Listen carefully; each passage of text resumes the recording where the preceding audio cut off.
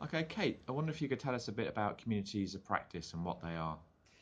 Well, a community of practice is it's a slightly complicated sounding name for something that's actually just a group of people all with the same skill who act in a way a bit like a team within the organisation that identify the ways to make that skill better, to have objectives for that skill to make the organisation better overall, and to work together constantly so that you're all communicating with each other across all of the different projects that you individually are on. And how does that help an organisation?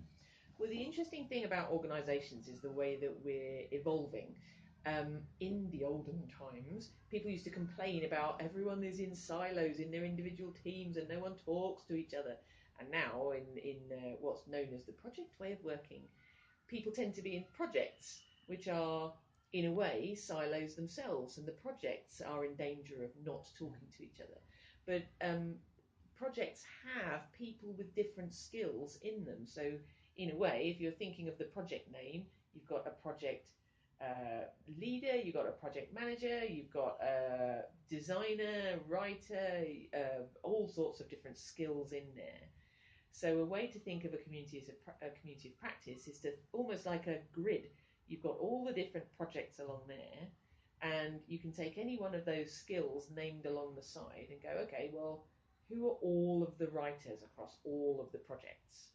Wouldn't it be great if all of those writers all worked together and acted as mentors to each other to make the writing across everything in Christian Aid consistent and well versed with the evidence of how our readers are reacting to the writing and just making things better and better for writing across Christian Aid. And you can literally, for the word writing, you could take design, web design, front end development for digital things.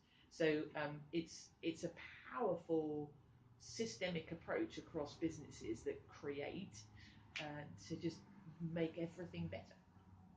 And I'm sitting with Tom because Tom has been putting into practice a community of practice in the last sort of, I don't know, 3 or 4 months, I guess. So, what area have you been working with?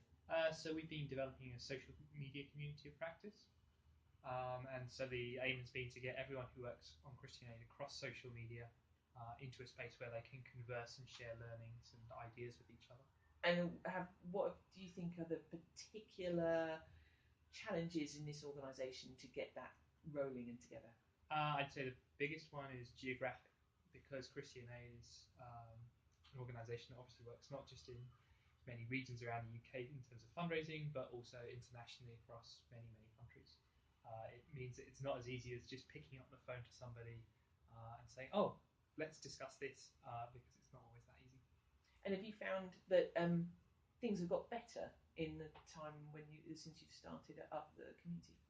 I think so. There's been a lot of useful ideas shared between people.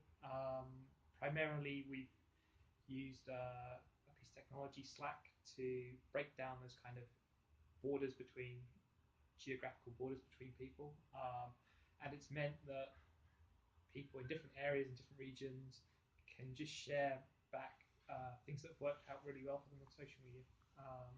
Yeah, yeah, it's very good. Excellent. Okay, thank you.